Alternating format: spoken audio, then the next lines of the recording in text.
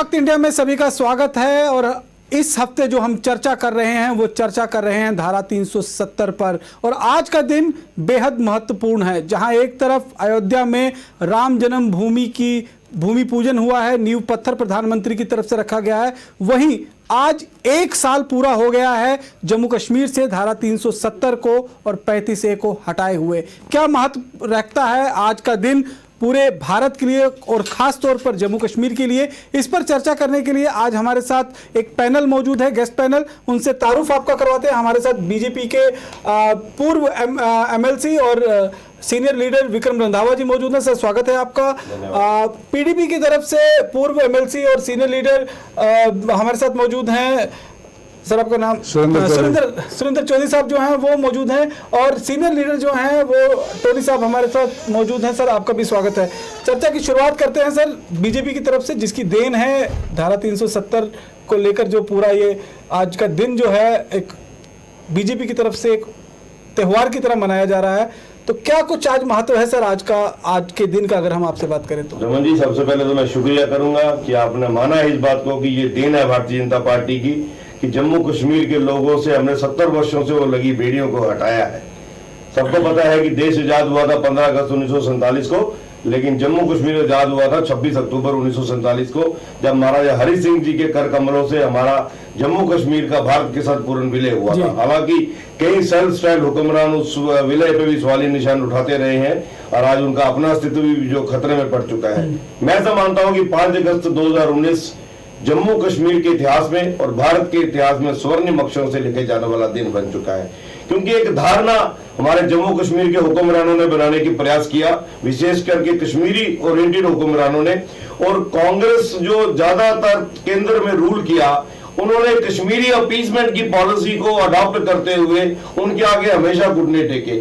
विशेष करके हमारी जम्मू की कांग्रेस, जिसका तो अस्तित्व भी कभी कोई नहीं रहा है। और मैं हर जगह कहता हूं जम्मू के कांग्रेसियों को, आपको तो चुल्लू भर पानी में डूब मरना चाहिए। आप राष्ट्रीय पार्टी हो और कहते हो कि हम एक सोशल फैब्रिक को मजबूती से चलाते हैं। आज तक जम्मू कश्मीर प्रदेश कांग्रेस का जम्मू से डोगरा कोई अध्यक्ष नहीं बन सका। इन्होंने हमेशा कश्मीरियों के आगे घुटने टेके और उसका खमियाजा जो है कांग्रेस की गलत नीतियों का जम्मू कश्मीर के, विशेष करके जम्मू के लोगों ने भुगता। लेकिन जम्मू के लोगों के लिए सौभाग्य था कि 2014 में जब भारतीय जनता पार्टी की नरेंद्र मोदी जी के नेतृत्व में मोहम्मद वाली सरकार बनी, हमने उस वक्त भी कहा था, और इससे पहले जितने भी लोकसभा के चुनाव हुए, जम्मू कश्मीर के अंदर विधानसभा के चुनाव हुए, हमारे हर मैनिफेस्टो में धारा 370 को हटाना और अयोध्या के अंदर प्रभु श्री राम जी का भव्य मंदिर बनाना हमारा एक स्लोगन होता था। और कई बार ये पॉलिटिकल पार्टियां हमारा मजाक उड़ाते थे। कई बार अपोजिशन के लोग कहते थे ये सिर्फ वोट लेने के लिए कहते हैं, ये कभी राम मंदिर बना ही नहीं पाएंगे। लेकिन इतिहास ने बताया है कि जो कहते हैं वो करने में क्षमता रखते हैं। और ये 56 इंच का सीना ऐसे ही नहीं है फुलादी सीना। उस फुलादी सीने ने बताया है कि दुनिया की कैसे आज नतमस्तक भारत के आगे हो रही है। और जिस तरीके से आज पूरा देश पहली वर्षगांठ धारा 370 की हटाने की मना रहा है, मैं सल्यूट करता हूं आदरणीय प्रधानमंत्री जी की कार्यप्रणाली और कार्य पद्धति को, गृह मंत्री अमित शाह जी की कार्यप्रणाली और कार्य पद्धति को। उन्होंने बड़े संयम के साथ, बड़ी सूझबूझ के साथ सारे पहलुओं को स्टडी करके, प्रोज एंड कॉन्स को स्टडी करके, यहां तक कि जो पुराने हमारे लॉ नोइंग रहे हैं, हमारे बहुत बड़ी शख्सियतें रही हैं, उनसे भी सारे पहलुओं को स्टडी करके बड़ी गंभीरता से हर पहलू के ऊपर वॉच करके इस बिल को लाया। और बिल भारी मतों के साथ, जहां राज्यसभा में मेजोरिटी में भी नहीं थे, वहां पर भी जो लोग कहीं सर भारतीय जनता पार्टी के कट्टर विरोधी भी होंगे, उन्होंने भी उसको सपोर्ट किया, जिसमें कहूंगा मैं बहुजन समाज पार्टी भी रही कि नहीं, हमें इसको सपोर्ट करना है, क्योंकि धारा 370 की वजह से जम्मू कश्मीर कमजोर हुआ है। और आज देख लें आप, पहला वर्ष है, वर्षगांठ जो है बड़ी बेहतरीन तरीके से मनाई जा रही है। और उसके साथ साथ ही सौभाग्य है कि 492 वर्ष की वो लड़ाई 76 युद्धों के साथ, जो युद्ध चाहे मुगलों के साथ लड़े, चाहे फिरंगियों के साथ लड़े, 4 लाख से ऊपर कार सेवकों की बलिदानी और 25 पीढ़ियों का इंतजार, लगातार प्रभु श्री राम का उस मंदिर का शिलान्यास रखा गया है। तो मुझे लगता है ये 5 तारीख नहीं है, ये पंचांग बन चुका है। ये आने वाली सदियों तक हमारी जो नौजवान, जो हमारे बच्चे कभी पैदा भी होंगे, जो पीढ़ियां चलेंगी भी, वो भी याद रखेंगे कि कोई व्यक्ति आया था और जो कह के गया वो करके गया। चौधरी साहब, आप कैसे देखते हैं, क्योंकि बीजेपी तो पूरे उत्सव के माहौल में है, उत्सव के रंग में जो है रंगी हुई नजर आ रही है। एक तरफ कह रही है धारा 370 का सफल 1 साल जो है वो बीत गया है, दूसरी तरफ राम मंदिर का नींव पत्थर जो है शिलान्यास उसका कर दिया गया है। आप कैसे देखते हैं पिछला 1 साल जो बीता है बिना धारा 370 के जम्मू कश्मीर का, कैसे बीता है वो? आपका क्या मूल्यांकन है उस पर? देखिए, जहाँ तक ताल्लुक है राम मंदिर का, वो तो एक अलग धार्मिक इशू है, उस पर तो हमें लगता है कोई डिस्कशन का यहाँ बनता नहीं है। मसला जो है 370, जिससे आम लोगों का कहीं ना कहीं, सारी कौमों का, सारी बरादरी को, सारी मजहबों का कहीं ना कहीं सेंटीमेंट जुड़े हुए हैं। देखिए, आप कह रहे हैं और कि जश्न मना रही है भारतीय जनता पार्टी को मुबारक है इनका जश्न, लेकिन ये जश्न तो सड़कों पे दिखना चाहिए था ना। आज आपने जम्मू शहर की सड़कें देखी, 15-15, 20-20 लोग बाहर आए, इनके वही जो वर्कर थे, आम लोग जो बाहर नहीं निकले। और लोग क्यों नहीं निकले, उसकी वजूहत क्या हैं? जैसे इन्होंने जब 370 तोड़ा, 35 से तोड़ा, उसमें भी लोग सड़कों पे नहीं आए। भारतीय जनता पार्टी का अपना कैडर जो था वही बाहर आया था, क्योंकि ऊपर से पार्टी की डायरेक्शन आई होगी कि आपने ये चीजें करनी है तो करो। आज भी वही हुआ, इससे ज्यादा कुछ नहीं हुआ। सबसे बड़ी बात जम्मू कश्मीर रियासत की, देखिए महाराजा हरि सिंह ने ये स्पेशल स्टेटस दिया था 370। ये किसी ने हमें बीच में नहीं दिया हुआ, या किसी ने कोई जदोजहद करके नहीं दिया। ये महाराजे की रियासत थी, महाराजे ने खरीदी हुई थी, और महाराजे ने 370 का स्टेटस, एक अलग से एक स्टेटस जम्मू कश्मीर रियासत को दिया, इसलिए कि ताकि हिंदुस्तान की बाकी रियासतों से एक अलग से एक रियासत दिखती थी। और आप देखें 370 35 जब टूटा और जिस दिन तोड़ा गया, अगर आपने तोड़ना था तो सरकार तोड़ती ना इसको। आपने गवर्नर के हाथ से रिकमेंड करा के, गवर्नर ने रिकमेंड किया और आपने ये तोड़ दिया। जितनी लेजिस्लेटर की पावर थी आपने गवर्नर को दी और गवर्नर से ये रिकमेंडेशन लेके आपने तोड़ दिया। ये लीगल बातें मैं इस पे नहीं जानता, लेकिन मैं इनकी बातों पे यही है कि ठीक है 370 आपने तोड़ा, जिस दिन तोड़ा गया उस दिन अमित शाह साहब की मैंने भी पार्लियामेंट में उन्होंने जो भाषण दिया वो भाषण मैंने सुना था। उन्होंने कहा था कि जम्मू कश्मीर रियासत के अंदर हम जो पैसा दिल्ली से भेजते हैं वो 370 और 35A के कारण वो पैसा लखनपुर से आगे नहीं पहुंचता, जम्मू कश्मीर में नहीं पहुंचता। उन्होंने कहा कि यहाँ जम्मू कश्मीर में बड़ी बेरोजगारी है, वहाँ बेरोजगार बच्चों को हम जो रोजगार यहाँ से भेजते हैं वो रोजगार नहीं मिलता। उन्होंने कहा कि जो बाकी जो गवर्नमेंट के काम है, जैसे पीएमए, गरीबों के लिए पीएमए मकान के लिए उन्होंने कहा कि पीएमए के जो मकान है वो गरीबों के लिए हम यहाँ से भेजते हैं, नहीं पहुंचता। और इसलिए 370 जो है जम्मू की डेवलपमेंट के लिए, जम्मू के टूरिज्म के लिए, जम्मू की तामीर और तरक्की के लिए। और उन्होंने कहा कि जम्मू कश्मीर में जो शेड्यूल कास्ट और शेड्यूल ट्राइब है उनकी वहां पे बहुत बुरा हाल है, उनको वो फैसिलिटीज नहीं मिल रही जो हिंदुस्तान में मिल रही हैं। तो इसलिए ये कुछ काफी सारी चीजें कह के उन्होंने ये इस दफा को वहां पे इसको जस्टिफाई किया कि हम क्यों तोड़ रहे हैं। ठीक है भैया, आपने तोड़ दिया, आपको मुबारक। लेकिन आज 1 साल बाद हम जम्मू के लोग पूछते हैं, जम्मू कश्मीर के लोग पूछते हैं, आप बताएं कि 1 साल में जम्मू कश्मीर रियासत में क्या बदलाव आया? आप चले जाएं हॉस्पिटलों की, अगर बात करें हम हॉस्पिटलों की क्या पोजीशन है। आप चले जाएं अगर मेडिकल कॉलेज के अंदर, जिस मेडिकल कॉलेज के अंदर भारतीय जनता पार्टी के एक एमएलसी का बच्चा मर गया वहां अंदर, और नेग्लिजेंस ऑफ डॉक्टर्स के कारण हुआ। और जब वहां कमेटी बनी, विक्रम जी भी उसकी हाउस में मेंबर थे जब ये कमेटी बनी, तो जब वहां पे वो कमेटी कंस्टिट्यूट हुई, कमेटी आज तक वो कमेटी की जो रिपोर्ट आई उसमें नेग्लिजेंस तो दिखाया गया, साथ में उन्होंने कहा कि जो इंफ्रास्ट्रक्चर है वो इंफ्रास्ट्रक्चर पूरा नहीं है। आप मुझे बताएं मेडिकल के कॉलेज के अंदर इन्होंने कौन सा इंफ्रास्ट्रक्चर बढ़ा दिया? इन्होंने सुपर स्पेशलिटी हॉस्पिटल के अंदर क्या हालात है वहां क्या किया? आप डिस्ट्रिक्ट हॉस्पिटलों में चले जाइए, वहां से आज भी रजौरी का, पुंछ का, डोडा का, भदरवा का, किश्तवाड़ का, आप कठुआ का, मतलब जहां भी हमारे रियासी उधमपुर जितने भी डिस्ट्रिक्ट हैं उनके जो डिस्ट्रिक्ट हॉस्पिटल है वहां से आज भी पेशेंट जो है वो रेफर होता है जम्मू मेडिकल कॉलेज के अंदर। उन डिस्ट्रिक्ट हॉस्पिटलों के अंदर आज तक ये कभी फैसिलिटी नहीं दे सके। उसके बाद इन्होंने मेडिकल जो 5 मेडिकल कॉलेज जो बनाए आज तक वो इनसे कंप्लीट नहीं हुए। उसके बाद आप चले जाएं, अगर ये तो मेडिकल आपकी जो पीएचसी हैं, प्राइमरी हेल्थ सेंटर जो गांवों के अंदर हैं, जो पहाड़ों के ऊपर हैं, आज भी उनके अंदर डॉक्टर नहीं है, एम्बुलेंसों की शॉर्टेज है। आपके सब डिस्ट्रिक्ट हॉस्पिटल हैं वहां पे डॉक्टर नहीं है। रविंद्र रैना भारतीय जनता पार्टी का प्रधान है, उसकी अपनी कंस्टिट्यूंसी निशारा सुंदरवानी है। निशारा सब डिस्ट्रिक्ट हॉस्पिटल की हालत देखें क्या है, सुंदरवानी सब डिस्ट्रिक्ट हॉस्पिटल की हालत क्या है। ये चंद रोज पहले आप देखें एक लेडी जो है उसको कोरोना पॉजिटिव पहले आई, कोरोना पॉजिटिव के जो टेस्ट हो रहे हैं उस पर भी लोगों के एलिगेशन हैं, वो लोग कह रहे हैं जी टेस्ट सही नहीं हो रहे, पता नहीं क्या हो रहा है। तो लोग कहते हैं, नहीं सुनिए मेरी बात, मैं आपको आप कहते हैं इनका थोड़ा हमें बोलने दीजिए। अब जब ये आप कोरोना पॉजिटिव की जब ये लेडी हुई, उसके बाद वहां पे एक दिन रहने के बाद उस लेडी को जब इनको पता था कि कोरोना पॉजिटिव और प्रेग्नेंट लेडी है, तो आपने उसका अलग से बंदोबस्त क्यों नहीं किया? उसको रजौरी भेजा, रजौरी से जब उसको पैन हुई वहां से रेफर जम्मू कर दिया रातों रात। रात को जनाब एम्बुलेंस के अंदर उसका हस्बैंड उसकी अपनी बीवी की डिलीवरी करा रहा है। ये हालात हैं इस रियासत के। आप टूरिज्म में चले जाएं, टूरिज्म में मुझे बताएं, आप ये कहते हैं जम्मू कश्मीर के अंदर बड़ा टूरिज्म आया, कश्मीर में आया होगा, ठीक है, इनको पता होगा, लेकिन हम जम्मू की बात करते हैं। जिस जम्मू ने 25 सीटें भारतीय जनता पार्टी को दी, ये बताएं कि पत्नीटॉप की क्या बदलाव आया, सन्नासर में क्या बदलाव आया, मानसर में क्या आया, सुराइसर में क्या आया, रजौरी पुंछ के जो आपके टूरिस्ट प्लेसेस हैं उनकी क्या डेवलपमेंट हुई, डोडा के इस्तेमाल रामबन के अंदर क्या हुआ, ये कठुआ के अंदर आपको याद होगा बसोली के अंदर इन्होंने वाटर टूरिज्म की बात की थी, वो रावी के बीच में वो वाटर टूरिज्म कहां पहुंचा? आपने सुचेतगढ़ की बात की थी कि बाघा बॉर्डर के पैटर्न पे हम बॉर्डर टूरिज्म लाएंगे, ये बताएं कि बॉर्डर टूरिज्म में इन्होंने क्या किया। मतलब कि उसके बाद आप सबसे बड़ा आपकी लास्ट बात सबसे बड़ी बात अनएम्प्लॉयमेंट। हमें बताएं कि रोजगार के लिए इन्होंने 1 साल में क्या किया? 1 लाख पोस्ट खाली है, मैं दावे से कहता हूं 1 लाख पोस्ट खाली है जम्मू कश्मीर रियासत। जो इन्होंने दिल्ली से ट्रेन मालगाड़ी भर के भेजनी थी या ट्रकों के ट्रक पोस्टें भर के भेजनी थी जम्मू कश्मीर में, वो रहने दें अपने पास ही। लेकिन जो 1 लाख पोस्ट है, पहले सत्यपाल मलिक ने कहा कि हमें 50,000 पोस्ट है, फिर आया मुर्मू साहब, इसने 10,000 पोस्ट निकाली। क्या हमारे जम्मू के बच्चे भिखारी हैं क्या? आप सीधा 1 लाख पोस्ट निकालें, गेस्टेड नॉन गेस्टेड जो भी पोस्ट हैं निकले, बच्चे अपने अप्लाई करें, आगे निकले। ठीक है सर, आपके बात आगे बीच में आपने ये कहा कि जितनी सारी चीजें गिनाई, चाहे सड़क से हो, चाहे स्वास्थ्य से हो, चाहे टूरिज्म से हो, खामियां ही खामियां आपने गिनाई। तो मतलब कहीं ना कहीं आप मान रहे हैं कि 70 साल जो हुक्मरान यहाँ पर काम कर गए उन्होंने कुछ नहीं किया था पीछे। अगर 1 साल में ये कुछ नहीं कर पाए तो पीछे 70 सालों में भी कुछ नहीं हुआ। मैं इस पर आगे इनसे भी जवाब देता हूँ, टोनी जी को बीच में शामिल करना चाहूँ। टोनी जी, आपके हिसाब से अगर हम देखें तो पिछला 1 साल बिना धारा 370 का जो जम्मू कश्मीर है उसमें क्या कुछ खास बदलाव आया है, क्या विकास के काम हुए हैं?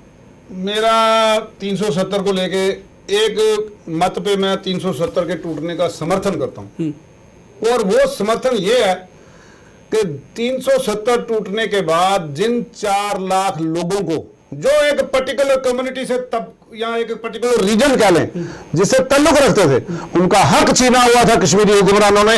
मैं भी एक हिस्सा था कश्मीरी हुक्मरानों की पार्टी का, लेकिन वो बात छीनी गई। वेस्ट पाकिस्तानी रिफ्यूजियों की बात, वेस्ट पाकिस्तानी रिफ्यूजी थे, हमारे गोरखा नगर के गोरखा निवासी थे, हमारे जो हरिजन भाई हैं, जो सफाई कर्मचारी हैं, वो सारे थे।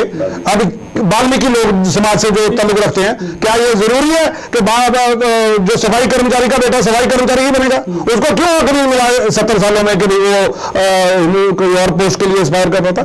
इस हद तक, सिर्फ इस हद तक कि उनको नागरिकता मिली और उनको जो है वोटिंग राइट्स मिले, इस हद तक मैं 370 के टूटने का स्वागत करता हूं। लेकिन साथ ही साथ जो ख्वाब भारतीय जनता पार्टी ने, मोदी गवर्नमेंट ने दिखाया, वो एक भी ख्वाब उसकी ताबीर नहीं हुई जम्मू कश्मीर में। जैसे अब ले लें, जैसे इन्होंने बोला नौकरियां ही नौकरियां हो जाएंगी जम्मू के डोगरों के लिए। मैं कहता हूं आपने हमारा सबसे बड़ा जुर्म जो इन्होंने किया, जो डोमिसाइल लाया, जो जिसके तहत बाहर के लड़के जो पंजाब का होगा, हरियाणा का होगा और कहीं स्टेट से होगा, जो 6.5 फुट के हैं, डोगरा बहादुर है। इस बहादुरी को मद्देनजर रखते हुए पुरानी सरकारों ने डोगरा सर्टिफिकेट को मान्यता दी ताकि उसको हाइट की रिलैक्सेशन मिले, और वो आर्मी में भर्ती करता था। हाइट उसकी छोटी होती थी लेकिन उसको रिलैक्सेशन मिल जाती थी ताकि वो उसकी बहादुरी का डोगरा रेजिमेंट बनाई गई, हमारी बहादुरी, हमारे शौर्य को देखते हुए। लेकिन बीजेपी गवर्नमेंट ने इसका सत्यानाश कर दिया।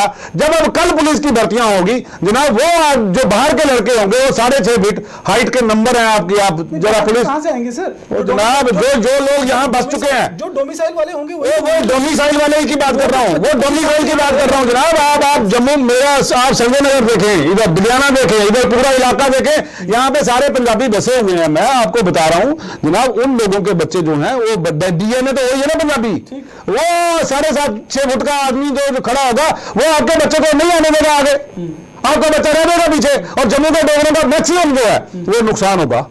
है हमारा केएएस का कैडर तोड़ दिया इन्होंने। कहां जाएंगे हमारे बच्चे जो आप ज्यादा पढ़ लिख लेंगे, आईएएस के साथ तैयारी करेंगे? एक ही ऑप्शन रह गया, बाकी सारी स्टेटों में है। हमारा स्टेट का तोड़ना, हमारा सबसे बड़ा नुकसान किया बीजेपी ने।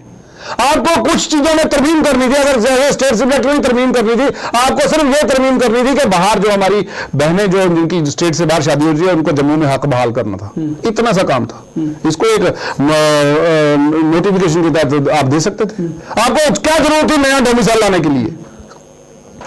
डोमिसाइल का अगर इनका सही मतलब है, जिसने IAS या जिसने बना के बड़ा बार बार लगाया है, मैं उनको चैलेंज करता हूं, लो प्लाट कश्मीर के अंदर अगर आपने डोमिसाइल बनाया, आप प्लाट लेके भी उसकी रजिस्ट्री बताओ कि हमने प्लाट खरीद लिया। बताए मुझे कोई आदमी कश्मीर में लैंड खरीद के, हो नहीं पाएगा। हकीकत जमीनी कुछ और है और उसको दर्शाया कुछ और जा रहा है। 4G क्या 4G? हिंदुस्तान बात कर रहा है 5G की।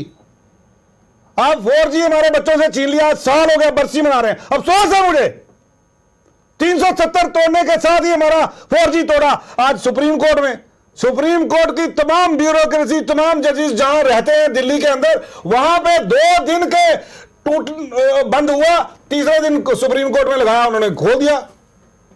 हमारे जम्मू कश्मीर में हालात नॉर्मल है। आज आप इसी की तो खुशी मना रहे हो कि जम्मू कश्मीर में सब कुछ ठीक कर दिया। ठीक कर दिया तो 2G क्यों है, 4G क्यों नहीं चला रहे? आपने मुझे बोला अगर आप कहीं भी बैठे हैं आप मेरा इंटरव्यू ले सकते हैं, लेकिन ले नहीं सकते थे क्योंकि 2G में चलना नहीं था। मैं आपको बता रहा हूं कि जनाब हमारे बच्चों का भविष्य खतरे में डाला और अंधकार में डाला बीजेपी ने डाला। आज साल जिसका वेस्ट हो गया, ऑनलाइन क्लासेस नहीं ले पाया, वो बच्चा कहां जाएगा दिल्ली के बच्चों के साथ मुकाबला करने? ले लेते हैं। मैं जनाब जवाब आप उनसे बात लें, पहले पूरा जवाब हमारा भी सुन लें। जम्मू में एक झील का बनानी थी तवी के ऊपर, क्यों नहीं बनाई इन्होंने? किसकी सरकार है आज? ये मुर्मू से वो किसके अधीन है? सेंटर के अधीन है, मोदी साहब के अंदर है। क्यों? किसने हाथ बांध रखे हैं इनके? किसने हाथ बांध रखे हैं कि इनको लोगों को नौकरियां ना दें? किसने हाथ बांध रखे हैं कि जम्मू के साथ इंसाफ ना करें? लाल सिंह ने जिस दिन इस्तीफा दिया उसके बाद वो जम्बू जू के ऊपर किसी गेट के ऊपर एक ईंट तक नहीं लगाई। किसका राज चल रहा है? क्यों नहीं किया इन्होंने? कौन रोक रहा है? इन्होंने जिक्र किया सुचेतगढ़ में, इन्होंने वादा किया वहां पे हम बागा बाहू के पैटर्न पे, वो मेरी कॉन्स्टिट्यूंसी है, तो वहां पे इन्होंने किया कि भाई हम वहां पे बागा वार्डन के पैटर्न के ऊपर यहां पे वो कर देंगे। क्यों नहीं किया? किसने रोक रखा हाथ इनका? मैं कहता हूं, और जो लोगों की तबाही इस एडमिनिस्ट्रेशन ने की है, शायद इतिहास के 70 सालों में हमारी इतनी तबाही नहीं हुई। आप कोरोना की महामारी के अंदर, चलो बत्रा के अंदर बुच्चड़ खाना बना हुआ है, चलो मेरे साथ आपको इन्वेस्टिगेशन करने का तरीका। मैं तो अपील कर रहा हूं इस माध्यम से, पीएमओ में डॉक्टर जितेंद्र सिंह जी हमारे जम्मू की आवाज बैठी हुई है, मैं उनसे अपील करता हूं, आओ जनाब, जब आप लोग आते हो, जब सीनियर बीजेपी का कोई फंक्शनरी आता है तो एडमिनिस्ट्रेशन आपको अच्छी अच्छी चीजें दिखाती है। आप आओ मेरे साथ में चलूं, आपको मेडिकल कॉलेज लेके, आप आओ मेरे साथ में बतवा लेके चलूं। जिन जिन लोगों को कोरोना हुआ, जिनको शक की बिना पे क्वारंटाइन किया गया, उनकी रिपोर्टें गलत आ रही हैं, और उन लोगों को जनाब आज अपने बच्चों के साथ मिले हुए 15-15 दिन हो गए, वो ठीक हो गए, रिपोर्टें नहीं आ रही हैं।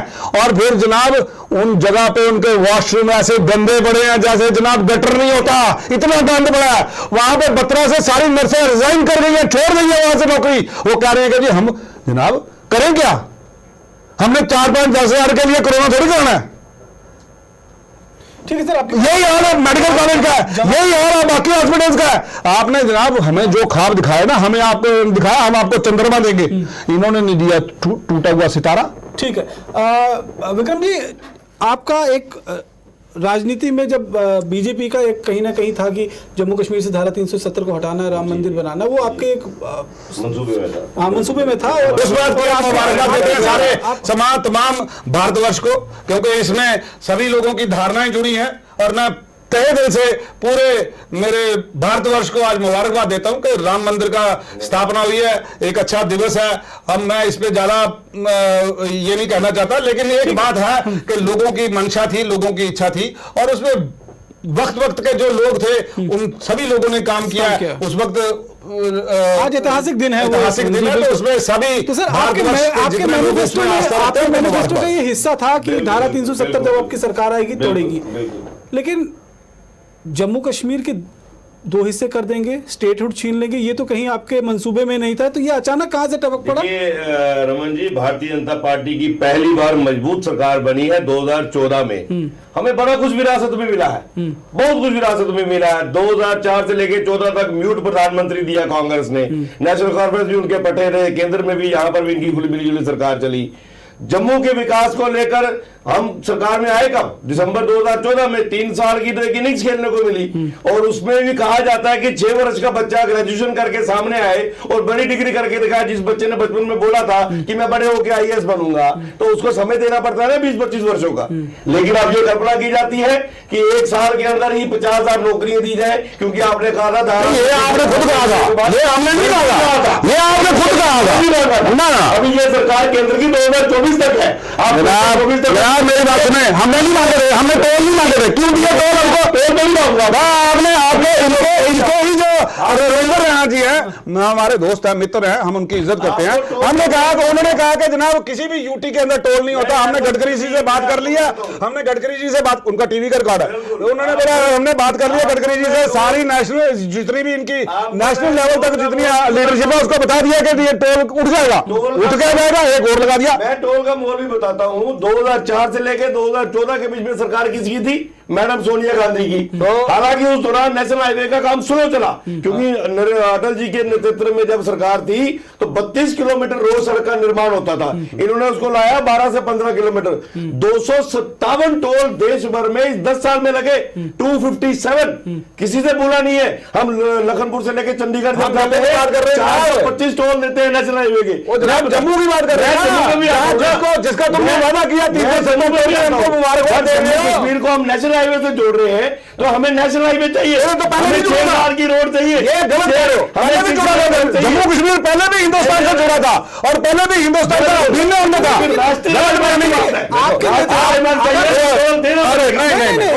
नहीं देगा तो देश का सबसे बड़ा गद्दार होगा। मैं ये बात कहता हूँ, मैं कहता सबसे बड़ी गद्दारी हमारे साथ की है बीजेपी ने।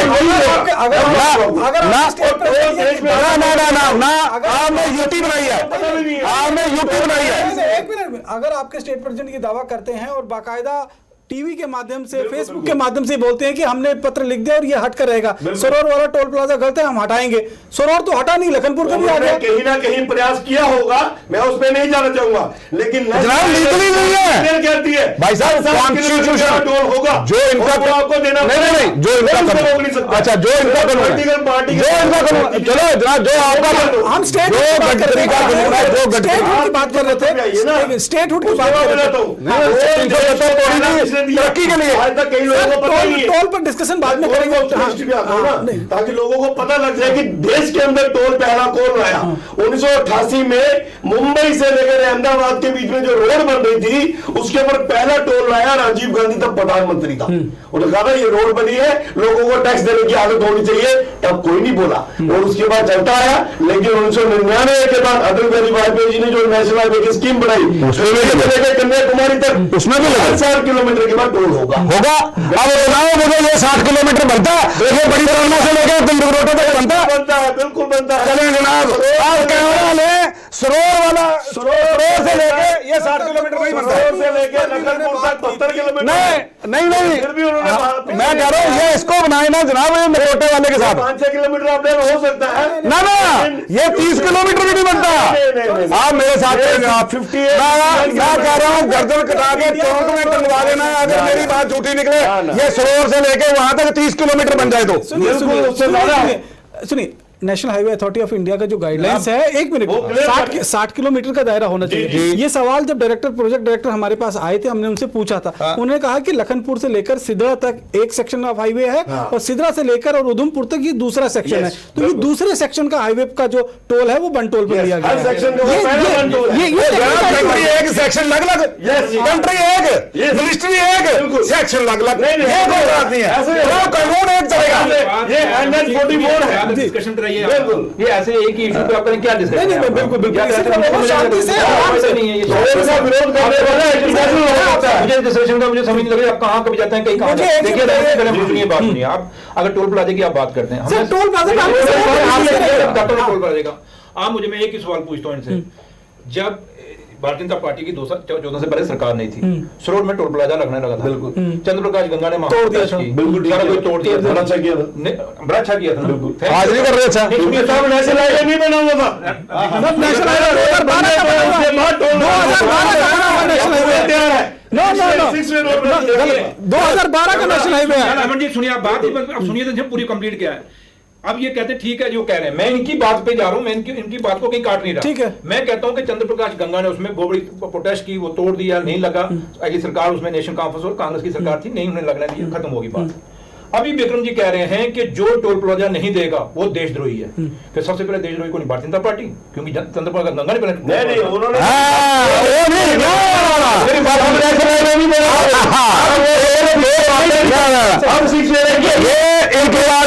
इनकी बात हमारी बातें आपकी बात कहानी, हमारे आंसू आपके आंसू पानी। कंप्लीट करने दीजिए ना, देखिए ये बात हल्ला करने से कुछ नहीं होगा, लॉजिक्स हैं, हाँ बिल्कुल ठीक है। और जो फैक्ट्स है हम फैक्ट्स बोल रहे हैं, फैक्ट्स पे बात करें। फैक्ट्स पे बात ये है कि चंद्र प्रकाश गंगा ने तोड़ा, इसका मतलब देशद्रोही, उस पर पर्चा लगना चाहिए था, ठीक है इनके मुताबिक।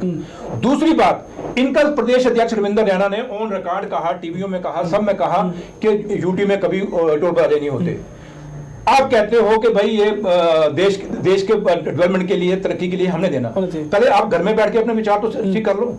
आप रविंद्र रैना और बीजेपी एक सोच तो बना दे कि भाई क्या करना है हमने। तो लिहाजा मैंने कहा ना कि भारतीय जनता पार्टी आज की डेट में मैं इनको ये कहूंगा कि सिर्फ ये बातें कर रही है, झूठ पे झूठ और जुमलेबाजी के सिवाय इनके पास कुछ नहीं है।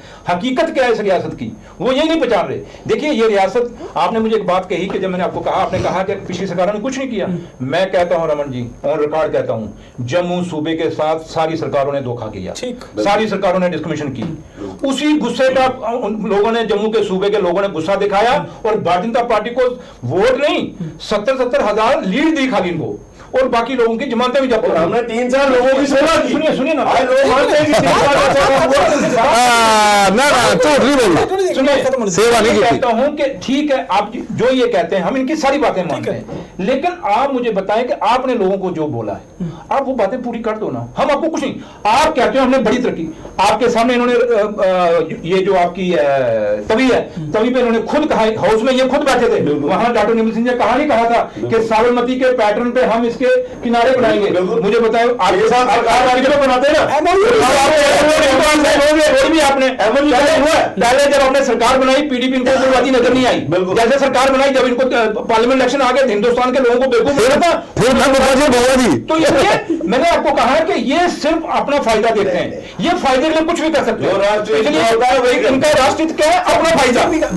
इनकी डेफिनेशन क्या है, इनको डेफिनेशन पूछो कि आपके राष्ट्रहित की डेफिनेशन क्या है। बीजेपी के ये बड़े लीडरों से जो मेरी बातचीत हुई, जब मैंने उनसे पूछा था कि ये गठबंधन क्यों हुआ था, साउथ पोल नॉर्थ पोल आप लोग तो क्यों मानते थे, तो उन्होंने कहा कि देखिए पीडीपी को खत्म करना था, इसलिए ये जो है गठबंधन किया गया था। आपको लगता है तो खत्म हो गई पीडीपी जो है वो खत्म हो गई?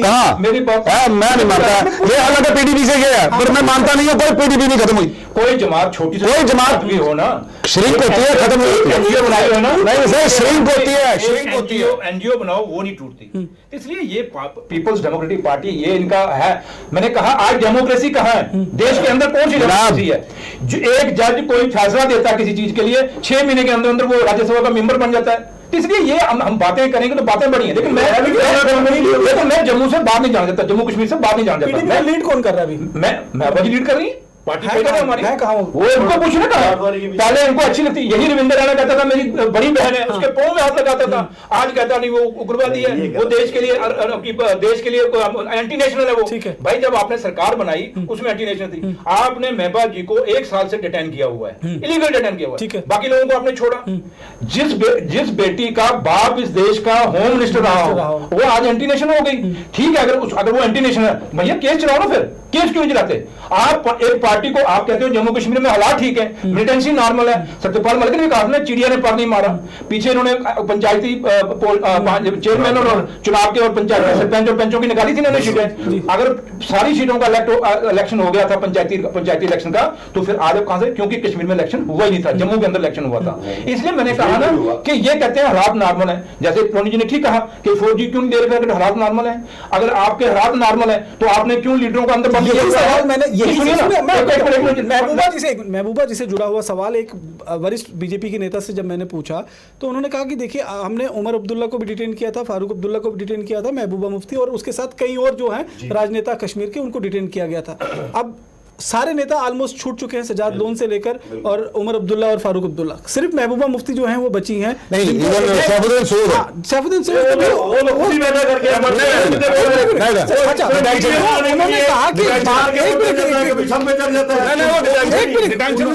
उन्होंने कहा कि जो बाकी लीडर थे उन्होंने इस बात को कबूल कर लिया है कि धारा 370 अब जम्मू कश्मीर का हिस्सा नहीं रहा। महबूबा जी मानने के लिए तैयार नहीं है, इसीलिए उनका पीएसए पर पीएसए लगातार बढ़ाया जा रहा है। मैं ये कह रहा हूं, मैंने आपको पहले रमन जी कहा जम्मू तो लोग मसला तो सब है ना, सुप्रीम कोर्ट में अलग चीज है। मैं कहता हूं कि भारतीय जनता पार्टी अगर इन्होंने अच्छे काम किए हैं एक साल के अंदर, आज पूरा जम्मू शहर उम्र पड़ना चाहिए था सड़कों के ऊपर, क्यों नहीं लोग बाहर निकले? इन्होंने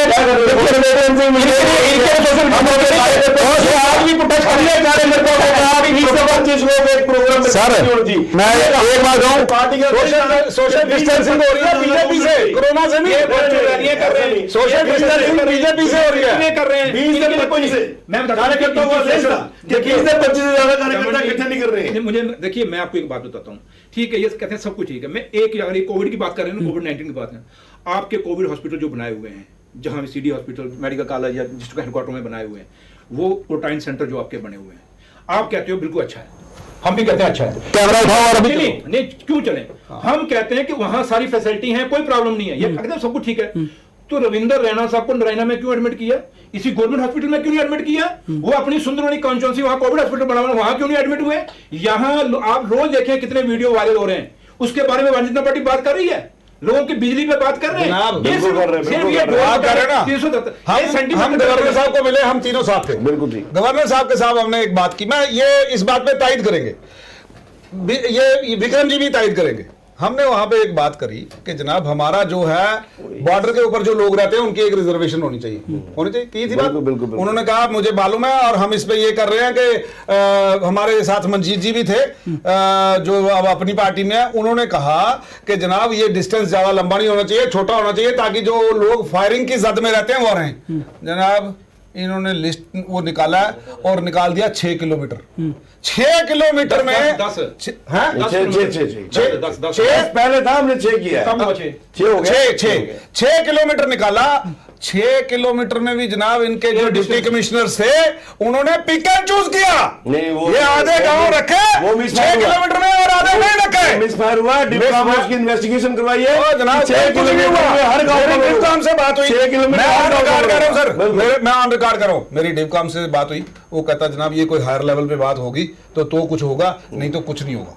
ये डिपकाम नहीं, हमारी डॉक्टर इनके साथ बातें हो रही हैं, चिट्ठियां जा रही हैं, डिपकाम सभा में कोई भी गांव छूटेगा नहीं। देखो 6 किलोमीटर में हर गांव का 6 किलोमीटर से फिर देखो ना, अब आरएसपुरा में आरएसपुरा और बॉर्डर वाले कैसे जस्टिफाई करेंगे? एक मिनट, मैं आपको बोलता हूं कि चौधरी प्यारा सिंह जी एमएलए हुआ करते थे, अडवाणी साहब डिप्टी होम प्राइम मिनिस्टर हुआ करते थे देश के, उस समय चौधरी प्यारा सिंह ने ये बॉर्डर का इशू उठाया था, उन्होंने कहा था कि बॉर्डर के 5 किलोमीटर की पट्टी की रिजर्वेशन होनी चाहिए और इनकी वहां पे भर्ती होनी चाहिए।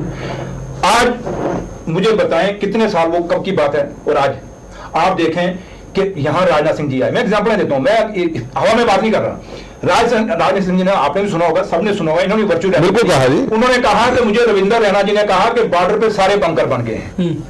आज चलिए बॉर्डर पे मेरे साथ, आज भी लोगों के मुश्किल से 30% बंकर लोगों के बने हैं अभी तक बंकर, बॉर्डर पे कोई एम्बुलेंस नहीं है, रोजगार का उन्होंने वादा किया था।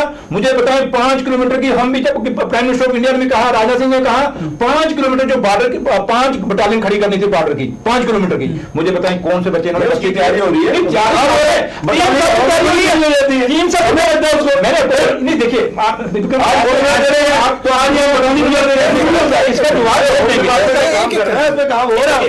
देखो ना, ये टोकते हैं, लेकिन मैं सच्चाई कहता हूँ, ये जवाब देना हमें लॉजिक जवाब ऐसे खाली कि हाँ जी हम देख रहे हैं, भाई 3 साल से देख रहे हो, समय 3 साल मतलब समय कितना चाहिए? अगर फिर कांग्रेस और आप में क्या फर्क हुआ? आप कांग्रेस के नाम पे राजनीति कर रहे हो ना, कांग्रेस ने ये किया, ऐसा नहीं कह सकते, हालांकि मेरा कांग्रेस से कोई लेना देना नहीं, लेकिन एक बात कहूंगा, मैं आपको खुले मंच से कहता हूं, अगर कुछ नहीं किया तो आज फिर मुझे बताएं कोई आपने कौन सा हॉस्पिटल खड़ा किया हिंदुस्तान में जिसमें कोई इलाज करा सके? कांग्रेस ने खड़े किए, इंस्टीट्यूशन खड़े किए हैं उन्होंने। आपके साथ ये नहीं हम किसी का बिल्कुल पोता नहीं मार सकते, उन्होंने कुछ नहीं किया, सबने किया। यहां पे अगर आप बात करते हो, यहां पे मैं कह रहा हूं ऑन रिकॉर्ड कह रहा हूं, शेख मोहम्मद अब्दुल्ला ने पहली बार वो सर्टिफिकेशन लाई थी कि एक कट ऑफ डेट रखी जाएगी, इनको वो दिया जाएगा। उसके बाद उसका कोई बंदा पैदा नहीं हुआ, वो काम नहीं हुआ, उसी का रोष था जो इनको 25 सीटें मिली। तो आज अगर इनको मिली, इन्होंने जस्टिफाई नहीं किया। जानना चाहता हूँ मैं कहता हूँ देखो विक्रम जी, गलत नहीं कहना विक्रम जी, एक minute one by one Vikram ji मेरे अपने मेरी अपनी मतलब रिश्तेदारी है हमारी, मैं उनके नहीं भाई है हमारे छोटे जी। डिफरेंसेस हो सकते हैं। मैं आपको क्या कहता हूं कि देखिए मैं कोई मुझे बीजेपी से पर्सनल कोई लड़ाई थोड़ी है या रविंद्र रैना से पर्सनल लड़ाई थोड़ी है या भारतीय जनता पार्टी से, हमें नहीं। हम ये कहते हैं कि भाई जम्मू के साथ डिस्क्रिमिनेशन हुई, 70 साल सारी पार्टियों ने डिस्क्रिमिनेशन की, आपको लोगों ने वोट डाला, इसीलिए डाला। मैं भी इसी कारण हारा कि लोगों ने कहा नहीं बीजेपी को जिताना, क्योंकि उन्होंने उनको दिखाया कुछ, तो उन्होंने कहा ना कि 15 लाख आपके खाते में डालेंगे, ये करेंगे, बड़ी इशू है, मैं उसको उसमें नहीं जा रहा। मैं ये कहता हूं विक्रम जी को कि विक्रम जी हमें आप गिना के बता दो कि डेवलपमेंट में आपका, आप खुद जानते हैं आपकी रिश्तेदारियां हैं गांव के अंदर, 31 मार्च को रूरल डेवलपमेंट को इस पर पहली दफा पेमेंट नहीं हुई। पीयूडी के ठेकेदार आपकी सड़कों पे उनको पेमेंट नहीं हो रही। सर ये खुद विक्रम जी एमएलसी रहे हैं, इनको पूछिए कि 3 बजट में आपने 60,000 डेलीवेजरों को वादा किया नहीं किया? 3 बजट में 5 बार के 60,000 डेलीवेजरों को पक्का करना है, चाहे वो बिजली के थे या पीएचई के थे या उस दिन भी बोला इनको पक्का कर देना, पक्का करें। लेकिन इनको मैं कहता हूं कि क्या पक्के हो गए? आप उनका जिक्र ही नहीं कर रहे। और मैं सबसे बड़ी बात कहता हूं कि आज हमें बताएं कि जम्मू सूबे को आप क्या दे रहे हैं, चाहे टूरिज्म में हो, टूरिज्म में बताइए हमारी आज आपकी इंडस्ट्री पूरी बैठ गई है, नई फैक्ट्री को लगी नहीं, जो पुरानी है वो भी बैठ गई, वो टोल लगा रहे हैं उसके ऊपर। उसके बाद आपका आप बताएं मुझे, आपकी ट्रांसपोर्ट सेक्टर है, पूरा का पूरा ट्रांसपोर्ट सेक्टर बैठ गया, ये खुद ट्रांसपोर्ट डीजल 70 से पेट्रोल से ऊपर जा रहे हैं। सिलेंडर का ये 2014 में आया सिलेंडर का, गैस सिलेंडर का क्या रेट था, आज क्या रेट है? डीजल और पेट्रोल का उसमें जब आपको याद है नई सरकार बनी, देखा नहीं हमने कुदरती डीजल और पेट्रोल का रेट सस्ता हो गया था, ये कहते देखो जी बीजेपी ने कर दिया। तो आज भी बीजेपी, लेकिन सुनिए मैं आपको समझ गया जो आपका पॉइंट आना था वो मैं, लेकिन इन्हीं के जो प्रधान है रविंद्र रैना, वो कहते हैं कि अगर धारा 370 नहीं खत्म करते तो अलगाववाद आतंकवाद नहीं खत्म होता, अगर उसकी वजह से ही खत्म हुआ। नहीं खत्म होता। आर्मी को जो फ्री हैंड दिया गया है, जैसे पहले आर्मी कोई ऑपरेशन करती थी उस पर एफआईआर लगा दी जाती थी, क्योंकि पॉलिटिकल प्रेशर जो है वो सुरक्षा फोर्सेस पर, सिक्योरिटी फोर्सेस पर रहता था। अब उन्हें फ्री हैंड मिला गया है और वो फ्रीली काम कर रहे हैं। पिछले 1 साल में कोई बड़ा एनकाउंटर नहीं हुआ है, जितनी भी आप गलत कह रहे हो, आप ही गलत कह रहे हो। इन्होंने सारा इलेक्शन उसके ऊपर लड़ा। मैं बताता हूं जनाब, ये विक्रम जी भी जानते हैं, ये भी फौजी फैमिली से, मैं भी फौजी, इनके पूरे रिलेशन क्योंकि बात ही ऐसी सारे फौजी हैं जनाब। मैं उस बॉर्डर पे रहता हूँ, मेरे मामे का घर उस बॉर्डर से इतना दूर है नौशहरा के अंदर, वहां से पत्थर मारो तो पाकिस्तान के बिल्कुल में पड़ता है। बिल्कुल ठीक है, देखा भी हुआ। आर्मी को हमेशा फ्री हैंड रहा है। आर्मी ने पहले भी कश्मीर की बात कर हर जगह जनाब, हर जगह। आप सुनिए ना मेरी बात, आप सुने जनाब, हर आर्मी ने सर्जिकल स्ट्राइकें की हैं। ठीक है, आर्मी ने हमेशा मुकाबला किया है। मेरे फादर ने जब बांग्लादेश अलग हुआ उस युद्ध में मेरे फादर भी थे, तो मैं इस इशू में नहीं जाता। आर्मी हमेशा फ्री रही है। रही बात कश्मीर की, आप कहते हैं, मुझे बताओ 90 में आप मानते हो पीक पे मिलिटेंसी थी, यहाँ बटोर से हम आगे नहीं जा सकते थे, ठीक है।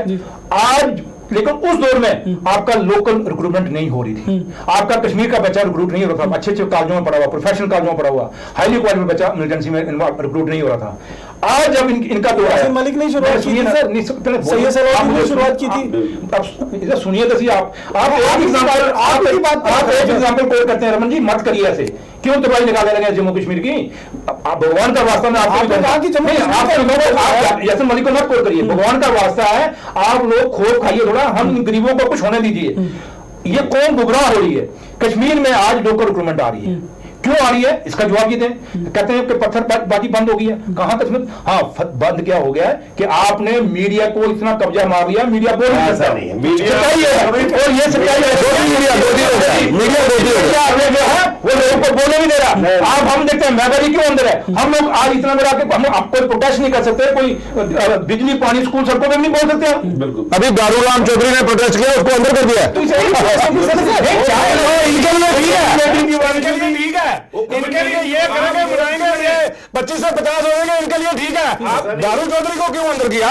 आरएसपुरा में अभी वो प्रोटेस्ट कर रहा था, उसको नहीं अच्छा लगा किसी बात के ऊपर, देश स्टेट का टूटना, उसने प्रोटेस्ट किया। हमारा विरोध ही है लगे, लेकिन वो मैं कहता हूँ क्यों अरेस्ट किया? सुरेंद्र जी, लेकिन जब महबूबा जी इस तरह की भाषा बोलेंगी कि अगर धारा 370 को कोई आंच भी आई तो जम्मू कश्मीर में कोई नहीं रहेगा। ये बात गलत है, मैं कहता हूँ हम उसमें मामले भारत के खिलाफ जहर बना हुआ है महबूबा के में, तो आपने सरकार क्यों बनाई उनके साथ? देखिए मतलब था बीजेपी को, मतलब था उस वक्त हमें करना पड़ा। नहीं, हमें करना पड़ा। भारतीय जनता पार्टी की डेफिनेशन क्या देशभक्ति की? जहां इनको फायदा हो, पेशे को देशद्रोही क्यों ना हो, उनके साथ बोले हम आज पानी, बिजली, स्कूल, सड़कों के लिए यहाँ प्रोटेस्ट करेंगे, हमें अंदर टोले कहेंगे देशद्रोही लोग। कोई नहीं करेगा। किसको बोलने दें? सुनिए,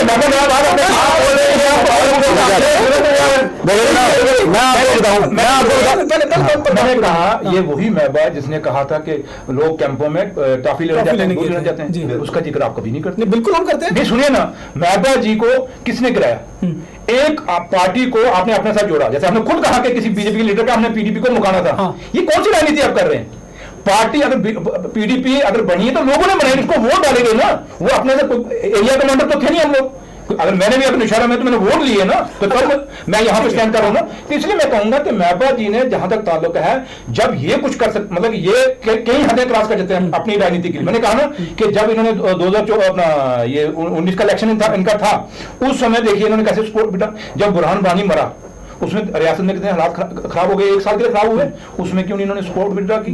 जब मुफ्ती साहब ने बयान दिए, उसमें क्यों नहीं सपोर्ट विड्रॉ की? तो इसलिए ये मुझे एक बताइए, मैंने अभी कल ही एक पूर्व डीजीपी जो हैं हमारे जम्मू कश्मीर के, उनका इंटरव्यू किया और उनसे पूछा तो उन्होंने कहा कि देखिए जम्मू कश्मीर में, कश्मीर घाटी में जितनी भी सरकारें पीछे रही हैं, सियासत का कहीं ना कहीं एक प्रभाव रहा है, चाहे वो एफआईआर लगवाने पर हो, आर्मी के ऊपर एक दबाव जो है वो दबाव रहता था। आपको लगता है कि उस दबाव में आर्मी फ्री हैंड काम कर सकती थी और आतंकियों के खिलाफ जिस तरह की कार्रवाई अभी हो रही है उस तरह से हो सकती थी? कार्रवाई सेम रही है, राजनीतिक जो दबाव होता नहीं, कार्रवाई सेम रही है। मैं नहीं कहता कि नहीं होता होगा, कई जगह कई इंस्टेंस वो भी हुए होंगे, लेकिन exception can not be a rule. Exception है वो, लेकिन ये नहीं है कि हर जगह उनके ऊपर वो लग रहा था। एक्सेप्शन हो सकती है, और कई जगह जाती भी हुई आर्मी से। ऐसा भी नहीं कह सकते कि आप बिल्कुल क्लीन चिट दे रहे किसी से, ऐसा भी नहीं होता। कहीं ना कहीं जगह जाती हो ही जाती है। देखो, जब आप धान काटते ना, जब धान काटते हो वहां पे दूसरा भी कोना दूसरी चीज भी कटती है। ऐसा नहीं है, कहीं मार्जिन ऑफ एरर हो सकता है किसी से भी, लेकिन मैं कह रहा हूं आप किसी चीज को उसका कानून बना लो, वो नहीं है। लेकिन जब मुझे एक चीज बताइए, अगर एक कार्रवाई कहीं किसी रास्ते से, कश्मीर के रास्ते से निकल रही है, उस पर मॉब टूट पड़ता है गाड़ी पे, एक मिनट, मॉब टूट पड़ता है, पथराव होता है, सेल्फ डिफेंस में जवान गोली चलाता है तो उस पर एफआईआर लगा दी जाती है। मैं कह रहा हूं ना, कोई इंस्टेंस है जहां आप गलती कर रहे हो। आप देखिए पीछे क्या हुआ, ये शायद गलतियां हुई तो हमने सब किया हुआ। ठीक, आप मान रहे ना गलतियां हुई है। आपने बोला मैं आपके सवाल बार-बार पीछे जा रहे हैं। मैं कहता हूं कि इश्यूज, मैं तो 1 साल के पीछे की बात कर रहा हूं। इसलिए बुलाई कि 370-35 का क्या फायदा, क्या नुकसान हुआ। तो मैं वो कह रहा, आप वैसे अगर आपको कोड, अगर आपने कोड लगाना मनवाने के लिए कोड की बात नहीं कर रहे हैं आप, आपको क्या, आप एक देखें जरा, मैं आपको क्या कह रहा हूं कि हमें भारतीय जनता पार्टी गिना के दे दे कि 1 साल कोई काम, चलो 2 काम ही दिखा दे, 3 काम बता दे, सुन लीजिए, जवाब तरक्की का काम बनाओ, जवाब नहीं है ना, जवाब सबसे पहले तरक्की छोड़ रहे हैं, विकास के नाम पे इलेक्शन लड़ाओ, तरक्की वर्षों की जो बेड़ियां थी, चाहे वो गोरखा समाज था, चाहे वाल्मीकि समाज था, जिनके बच्चों के लिए आगे मुस्तकबिल था ही कोई नहीं। हमारे नेक्स्ट पर्सन मैंने विकास के एक थोड़ी सैकड़ों काम है, जैसे कि रोड जैसे हम चले हुए हैं, मल्टीनेशनल कंपनीज जो है वो यहाँ आ रही है, कोविड-19 लगा हुआ है, 4 महीने से वैसे काम जो है वो बंद हो रही है। एक साल में जो है बंद हो रही है, 17 वर्षों का बताइए कि 1 साल में बताइए, समय लगेगा। देखिए ये खुद इनकी रिश्तेदारी पूरे बॉर्डर पे है। बिल्कुल, मैं इनको विक्रम जी को कहता हूं कि भारतीय जनता पार्टी ने, आपने आईबी बॉर्डर को ALC सर्टिफिकेट दिया, रिजर्वेशन दे दी, जो पहले एलओसी के पास थी आपने उनकी उनके साथ इनको भी ऐड कर दिया। एक आपने 4% पहले तो रेजोल्यूशन आपने कम कर दी, वो 4% पहले थी, आपने और कम से कम 6% देनी चाहिए अगर और इलाका ऐड कर रहे हो। लेकिन आपको पता है कि एएलसी जो सर्टिफिकेट है उसके अंदर क्या किया हुआ इन्होंने स्लैब रखी है कि 8 लाख से जिसकी सैलरी ऊपर होगी उसको ये और सर्टिफिकेट नहीं मिलेगा। दूसरा इन्होंने क्या कहा कि पहाड़ियों को दिया, इन्होंने पहाड़ियों को रेजोल्यूशन दी, बड़े ढोल बजाए इन्होंने, पहाड़ियों को भी इन्होंने क्या किया, रेजोल्यूशन 8 लाख की वहां भी स्लैब लगा दी। मुझे बताओ कि जब गोला पाकिस्तान से आएगा वो पहले सैलरी सर्टिफिकेट चेक करेगा इनका। पहले सुनिए मेरी बात, मैं जो गिनाते हैं मैं इनकी बात कर रहा हूँ कि जो इन्होंने बदलाव जम्मू कश्मीर में उसकी उसी में कोट कर रहा हूँ कि ये अगर आपने क्रीमी लेयर बॉर्डर के लिए रखी है, पहाड़ियों के लिए रखी है, तो बाकी कम्युनिटियों के लिए क्यों नहीं आपने क्रीमी लेयर रखी, वहां भी रेजोल्यूशन स्लैब लगाइए। ठीक है, इसलिए मैंने कहा कि इनके पास मैंने कहने को कुछ नहीं है, सिर्फ ये बेड़ी है, आजादी, हिंदुस्तान, पाकिस्तान, मुसलमान, हिंदू, बस इनकी यहाँ तक मेरा मानना है रिजर्वेशन एक वीकर सेक्शन को जो है वो चाहे किसी भी समाज से हो, किसी भी उसको मिलनी चाहिए। मेरे पास एक आप यहाँ गलत हैं, ये मेरी अपनी सोच हो सकती है। आप मुझे बताएं पहाड़ी जो बॉर्डर पे जब गोला पड़ता है जनाब, चाहे वो अमीर है, चाहे वो गरीब है, चाहे वो वीकर है, जो भी है जनाब, उनको पूछिए क्या होता है। बोला नहीं देखा, उनका पूरा मकान उजड़ जाता है जनाब। ये बॉर्डर के वहाँ जनाब जिसने 10 लाख का मकान बनाया या 20 या 25 लाख का बनाया, वो गोला जब पड़ता है पूरा मकान हिल जाता है। उस बंदे ने कितना सरमाया गलती है, इसको रिविजिट करना पड़ेगा। जो आपने बनाया है इसको रिविजिट करना पड़ेगा। हमारी मुर्मू साहब से अपील है कि खुद रिविजिट करें इसको मेरे पास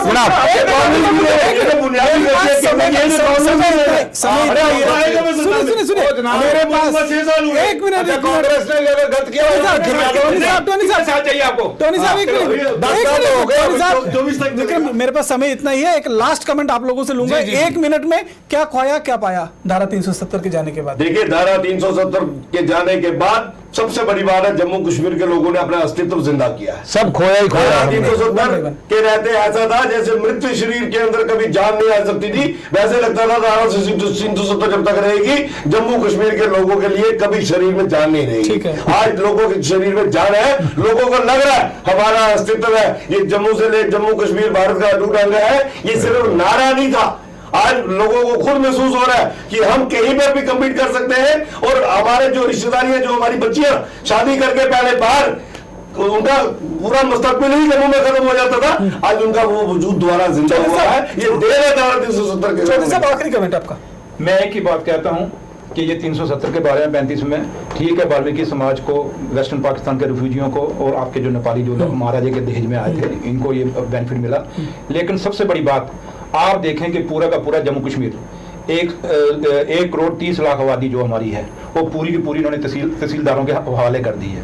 आज 500 रुपया एक तहसीलदार ले रहा है, एक डोमाइसल साइड नहीं 5000 पे पहुंच गया जनाब। आप मुझे बताएं ये करप्शन इनके दौर में 370-35 से तोड़ने के बाद इस रियासत में इतनी करप्शन हो गई है क्योंकि ऑफिसरों को पूछने वाला कोई नहीं है। आप देखें कितने ऑफिसर, ब्यूरोक्रेसी का राज हो गया, वही ब्यूरोक्रेसी का।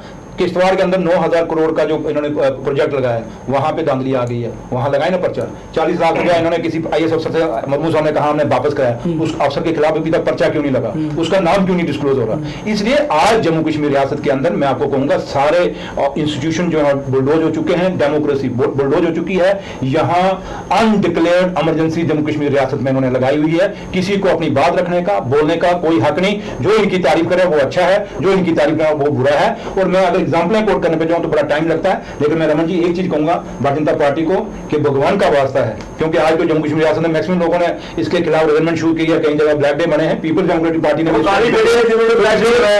ये इनके कहने ये सारे लोग हैं, ये जम्मू से सोसाइटी ये गलत बात है, ये गलत बात है। जो 13 जुलाई को मनाते थे ये वो लोग हैं जो क्या मना रहे हैं, जो इनका 13 जुलाई इनको बात करें वो लोग जब इनकी मैंने कहा इनको जो तारीफ करे तो बस वो देशभक्त है, जो इनकी तारीफ न करा वो देशद्रोही हो गया। तो इसलिए हमें इनका लास्ट में खत्म करूं, इसलिए जनाब मुझे इनका सर्टिफिकेट नहीं चाहिए। इनका सर्टिफिकेट इनको मुबारक, ये अपने घर में रखें। लेकिन मैं एक ही चीज बात कहूंगा कि अगर आपने 370 तोड़ा है, 35 से तोड़ा है, तो जम्मू के कम से कम कश्मीर को छोड़, ठीक है आप कहते हैं सारे एंटी नेशनल है, आप जम्मू के लोगों को तो बड़ा कर दो, इनको रोजगार, डेवलपमेंट, टूरिज्म वगैरह जो इंडस्ट्री बिजनेस सब कुछ बहाल तो कर दो। आपसे कुछ होने वाला नहीं। नहीं है, तो लिहाजा आप लोगों ने साबित कर दिया है कि आप नाकाबिल हैं, आप हुकूमत नहीं संभाल सकते। आप ठीक है सर, आपका लास्ट मेरा ये है जनाब, हमारा बद से बदतर हाल हुआ है 370 टूटने के बाद। जहां तक बात है तरक्की की, जहां तक बात है जम्मू के डोगरों को नौकरी मिलने की, हमारा तबाही ही तबाही हुई है। अगर ये रोकना चाहते हैं आज भी, तो हमारी अपील है मुर्मू साहब से और प्रधानमंत्री जी से कि आप एक रीविजिट करें। जैसे आपने एलओसी पे रिजर्वेशन दिया उसके ऊपर, जैसे आपने स्टेट सब्जेक्ट है उसको आपने जो उसमें तरमीम करनी है, आप स्टेट सब्जेक्ट बहाल कर दें, ताकि ये जो हमारा 5-5 हजार का जो खर्चा बना है गरीबों का तहसीलदारों के पास, ये बंद हो जाए। ये ऐसी कुछ चीजें हैं। और जो तरक्की के नाम पे ये कह रहे हैं, मैं कहता हूं भाजपा झील बनाए, वो जम्बू जू लोचन को कंप्लीट करे, ये 2 काम तो कर दे, बाकी मैं बाद में बताऊंगा। ये आपको मैं बता रहा हूं कि पूरे बॉर्डर के ऊपर मोटरें जली पड़ी हैं, ट्रांसफार्मर जले पड़े हैं, हम पैडी नहीं लगा पा रहे हैं, पर बरसात हो नहीं रही है और नहर में पानी नहीं है। आप करें, देखो जनाब डिप्टी कमिश्नर इतने हैं कि इनके कैबिनेट मिनिस्टर के हाँ टेलीफोन तक नहीं उठाते हैं वो। आप आम आदमी की बात छोड़ रहे हैं, आप आम आदमी की बात छोड़ दें। अब मैं कहता हूं मुर्मू साहब और चीफ सेक्रेटरी साहब अगर पब्लिक में दौरा लगा सकते हैं, तो क्या वजह है कि डिप्टी कमिश्नर दौरा नहीं लगा सकते बॉर्डरों का? लेके जाए चीफ इंजीनियर इरिगेशन को सस्पेंड करो, डिसमिस करो फ्रॉम सर्विस। अगर वो काम नहीं कर सकता तो टेक एक्शन अगेंस्ट देम। पूरा बॉर्डर इस वक्त हाहाकार मची हुई है, पानी नहीं मिल रहा मेरे किसानों को, लेकिन कोई इनका अफसर वहां नहीं जा रहा। एक्सीएम जो है वो कमरों के अंदर बैठे हैं, ऐसी कमरों के अंदर कोई नहीं जा रहा। तो किसने देखना है? डिप्टी कमिश्नर देखता है। डिप्टी कमिश्नर खुद कमरे में बंद है, वो कहां जाएंगे बात? मैं अपील कर रहा हूं, ये अंधेर नगरी है और चौपट राजा है। मैं कह रहा हूं अगर इन्होंने एडवाइजर ही लगाने हैं तो लोकल एडवाइजर लगाओ। पहले तो हमारा डिलिमिटेशन करके इलेक्शन कराओ ताकि हमारी खलासी हो एडवाइजरों के चक्रों में। और दूसरा, अगर ये कुछ करना चाहते हैं तो जनाब इमीडिएटली रेस्टोर करें हमारी स्टेटहुड। प्रधानमंत्री से अपील है, 15 अगस्त को अनाउंस करो। और सबसे उमर अब्दुल्ला ने तो कह दिया कि नो, आप गलत कोट कर रहे हो। उमर अब्दुल्ला ने बड़े साफ शब्दों में कहा जब तक स्टेटहुड नहीं होगी रेस्टोर, हम नहीं इलेक्शन लड़ेंगे। 370 के बारे में उसने कुछ नहीं कहा। स्टेटहुड की बात कर, हाँ स्टेटहुड, मैं वही कह रहा हूं, मैं इसलिए कह रहा हूं। और दूसरी सबसे बड़ी बात उसे आपने पूछा तो मैंने कंप्लीट करना है मुझे। मैं कह रहा हूं हमारी अपील है प्रधानमंत्री जी से, अमित शाह जी से, पीएमओ में जितेंद्र सिंह जी बैठे हैं, जितने लोग इनके इंचार्ज बनकर बैठे, जनाब आप 60,000 जो डेली वेजर है इनको पक्का कर दे। मैं समझूंगा हमारे पे बहुत बड़ा एहसान कर दिया आपने। नई नौकरियां छोड़ो और पुरानों को पक्का कर दो, यही बहुत बड़ी बात होगी। लेकिन आपने ये मान लिया कि उमर अब्दुल्ला और फारूक अब्दुल्ला ने ये मान लिया कि धारा 370 वापस नहीं आएगी। नहीं माना, ठीक है, उन्होंने नहीं माना। आपने कहा ना उन्होंने स्टेटमेंट की, वो लड़ाई लड़ेंगे उसकी, वो उनको पूछे आप उनकी क्या बात है। मैं उस पार्टी से इस वक्त कोई तल्लुक नहीं है, आप उनको समझ सकते हो। लेकिन मैं ये कहूंगा जो हमने अखबार में पढ़ा है, जो सुना है, क्योंकि मैं फॉलो करता हूं अखबार जबरदस्त। ठीक है सर, आपकी बात आगे, हम लोगों का समय इतना ही। हमारी अपील यही है कि ये 60,000 लोगों को जो हमारे विक्रम जी, आप सभी का बहुत बहुत धन्यवाद। तो आपने देखा कि किस तरह से जम्मू कश्मीर में जो अलग अलग पार्टी और अलग अलग सोच के नेता हैं, उनका धारा 370 पर लेकर क्या सोच है, क्या विचार है। जहां भारतीय जनता पार्टी इसे विकास के दरवाजे खोलने वाली एक ऐसा कदम बता रही है, वहीं जो विपक्षी पार्टी हैं उनका कहना है कि धारा 370 को हटाकर जम्मू कश्मीर का जो है वो पूरी तरह से सत्यानाश कर दिया गया है। और उसके ऊपर जिस तरह से स्टेटहुड जो है छीन लिया गया है, वो दूसरी दोहरी मार जो है वो जम्मू कश्मीर के लोगों को पिछले 1 साल में उठानी पड़ी है। अब सबसे बड़ा सवाल ये देखना होगा कि आने वाले जब चुनाव घोषित होंगे उसके बाद जनता का फैसला आखिरकार सर्वोपरि है और वो किसके पक्ष में जाता है। क्या वो धारा 370 को हटाने को लेकर उस पर अपना समर्थन का हक जो है वो मोहर लगाता है, या फिर विपक्ष में अपना वोट डालकर कहीं ना कहीं नाराजगी जताएगा। बाकी की खबरों की अपडेट के लिए आप देखते रहें वक्त इंडिया। नमस्कार।